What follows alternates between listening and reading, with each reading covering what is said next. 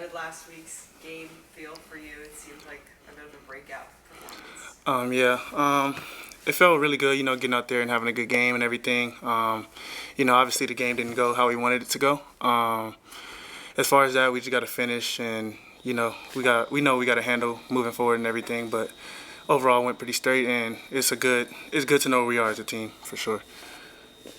You and the rest of the offense had a really good game against Baylor. So how do you make sure that you don't get discouraged by the result, knowing that you guys played well for a lot of the game? Just basically knowing that we had like a breakout game and everything. It would be worse if we had like a worse game, but that wasn't the case. We even made mistakes, and even then, like, we did really, really well. So moving forward, we know that we could put on a better show than that. So that's what we're going to try to do.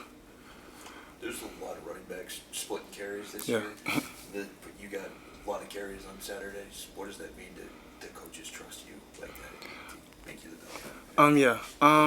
Yeah, I mean, it felt good to, go out there and get a lot of carries and everything like that. But, yeah, like you said, we do have a lot of guys in the room. So, it could go any way each game. Like, we have a lot of talent. So who knows, like, how it could go in every game. I'm just glad to be in a really great room like this. We got a bunch of guys, Chunky Green, freshman. We got CJ, Derek, and, it's just a good group of guys. So I feel like we're going to have a good year as a whole. Does it feel like it's almost resetting as a room week to week? And are the coaches kind of telling you it's going to depend on the opponent? I know Coach Josh said they thought you'd be a good fit, against Baylor. How are they approaching it with you, or are they saying after last week, you can expect more of that this week?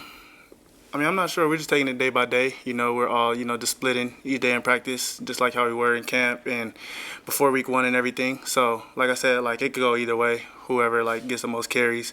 It really doesn't matter to me, as long as we do good as a team and, take that stride to just, win games and everything. On your 3 touchdowns last week, you really scored them in 3 different ways. One, you get the push from the offensive line. Yep. The second one, you hit the hole for 40 yards. And I think it was the last one, you ran all the way to the outside. So how do you feel like the SMU offense is allowing you to show off your versatility?